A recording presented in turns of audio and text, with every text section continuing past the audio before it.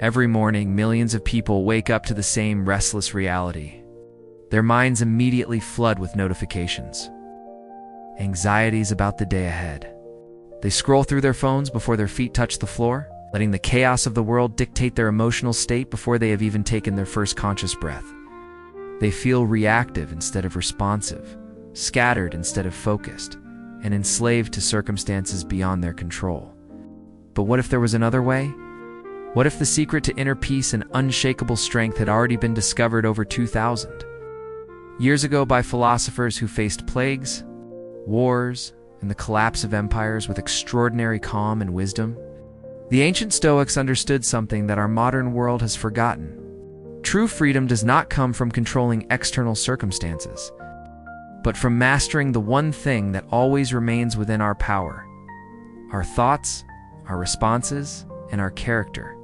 Marcus Aurelius, the most powerful man in the Roman Empire, wrote in his private journal that the universe is change, and our life is what our thoughts make it. Seneca, one of the wealthiest men of his time, chose voluntary poverty to strengthen his spirit.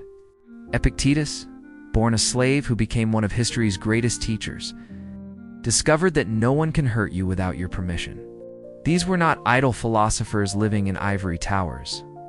They were real people facing real challenges, who found a way to remain centered, purposeful, and free, regardless of what storms raged around them. Today, we embark on a 7-day journey that will transform how you experience every moment of your existence. This is not about reading philosophy or discussing ideas. This is about practice, about building the spiritual muscles that will serve you for the rest of your life. Each day, you will embrace one fundamental Stoic discipline, turning ancient wisdom into modern strength. By the end of these 7 days, you will have tasted something profound, the unshakable peace that comes from living according to nature, reason, and virtue. The first day begins with the practice that sets the tone for everything else. Morning reflection and the art of setting intentions with Stoic clarity. Before you check your phone, before you rush into the demands of the day, you pause. You sit in silence and ask yourself the questions that Marcus Aurelius asked himself each morning. What can I control today? What is beyond my control? What kind of person do I want to be in each interaction I encounter? This is not mere positive thinking or wishful hoping. This is the deliberate construction of your inner fortress. You remind yourself that you cannot control whether your boss will be difficult, whether traffic will be heavy, or whether others will treat you with kindness. But you can control how you respond to these situations. You can choose patience over anger, understanding over judgment, and grace over bitterness. As you set these intentions, you are not trying to predict the future or guarantee outcomes. You are preparing your soul to meet whatever comes with wisdom and strength. This morning practice becomes your anchor, the still point around which the entire day revolves. The second day introduces you to one of the most powerful Stoic exercises: voluntary discomfort. Seneca regularly practiced poverty, sleeping on hard floors and eating simple food. He understood that comfort, while pleasant, can make us soft and dependent. When we voluntarily embrace small discomforts, we build resilience for the inevitable larger challenges life will bring. Take a cold shower and feel your mind resist, then choose to stay present with the sensation.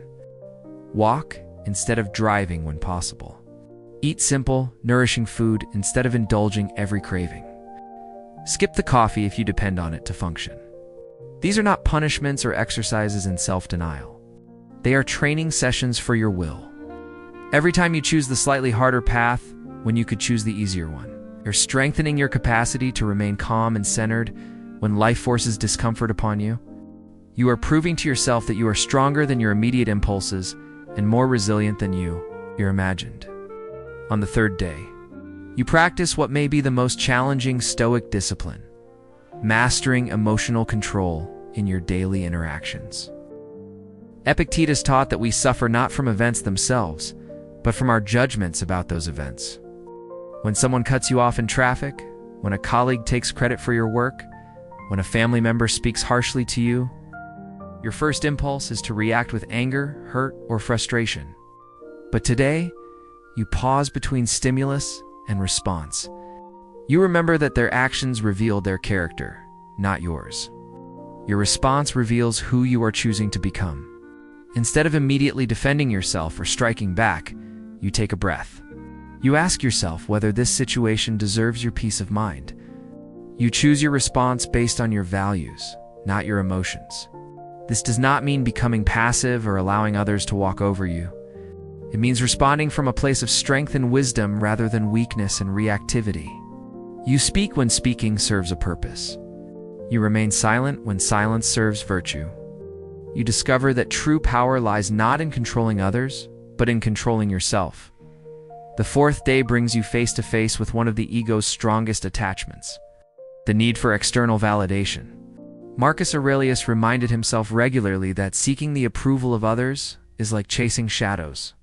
Today, you practice emotional independence from both praise and criticism. When someone compliments your work, you receive it graciously, but do not let it inflate your sense of self-worth. When someone criticizes you, you listen for any truth that might help you grow, but you do not let their words devastate your inner peace. You remember that your value as a human being is not determined by the opinions of others, no matter how important they seem. This practice is particularly challenging in our age of social media, where we have become addicted to likes, comments, and shares as measures of our worth. Today, you post nothing seeking validation. You check your phone less frequently. You notice how often you look to others to tell you who you are, and you gently redirect that attention inward. You ask yourself what you think of your actions, whether they align with your values, and whether you can sleep peacefully knowing you acted with integrity. This inner scorecard becomes more reliable than any external measurement. The fifth day opens your heart to one of the most transformative practices in human experience: deep gratitude for what is already present in your life. The Stoics understood that happiness comes not from getting what you want, but from wanting what you have. Today, you look at your life through the lens of abundance rather than scarcity. You notice the miracle of your breathing, the gift of your senses, the privilege of consciousness itself. You appreciate the people who care about you, the roof over your head, the food on your table, but you go deeper than surface-level gratitude. You find appreciation even for your challenges, understanding that they are sculpting you into a stronger, wiser person. You thank the difficult people in your life for teaching you patience. You appreciate your struggles for revealing your resilience. This is not about pretending that everything is perfect or denying real problems. It is about shifting your fundamental orientation from what is lacking to what is abundant, from what is wrong to what is working. This practice rewires your brain, training it to notice beauty, goodness, and blessing, even in the midst of difficulty. As the sixth day arrives, you engage in the practice that the Stoics considered essential for wisdom, evening self-examination, and reflection. Seneca ended each day by reviewing his actions, thoughts, and words like a judge examining evidence. But this is not harsh self-criticism or guilt-ridden analysis. This is the loving attention of someone committed to growth and self-knowledge. You ask yourself what you did well today and acknowledge your progress. You examine where you fell short of your values and consider how you might respond differently in the future. You notice patterns in your thinking and behavior that serve you and those that hold you back. You write down your reflections, making the internal process external and concrete.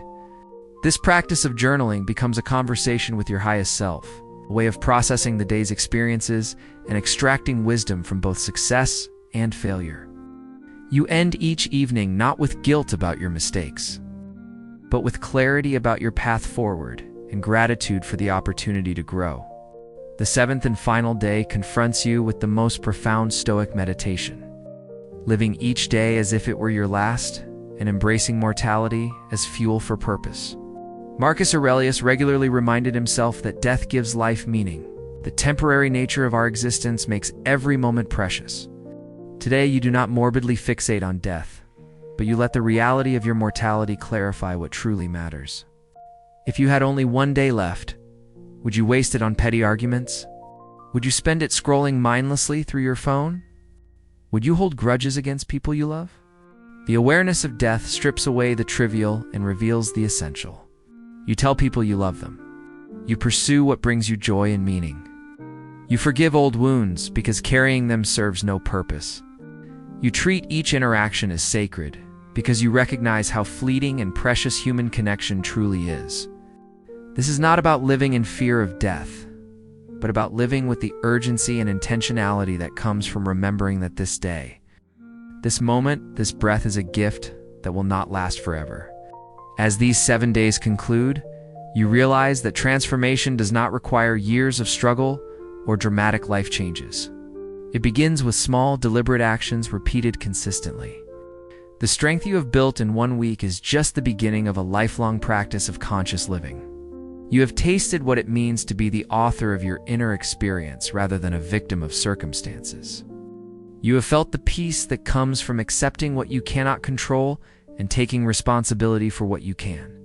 You have discovered that true wealth lies not in what you possess, but in your capacity to remain centered regardless of external conditions. The Stoic path is not about perfection, but about progress. It is not about eliminating all difficulties, but about developing the wisdom and strength to meet them with grace. As you continue forward, you carry with you the tools that have served humanity for over 2 millennia, the power of morning reflection, the strength that comes from voluntary discomfort, the freedom of emotional self-mastery, the peace of inner validation, the joy of gratitude, the wisdom of self-examination, and the urgency that comes from remembering the preciousness of life. These are not merely philosophical concepts, practical skills that will serve you in every challenge and celebration that lies ahead. The journey of becoming your best self has begun.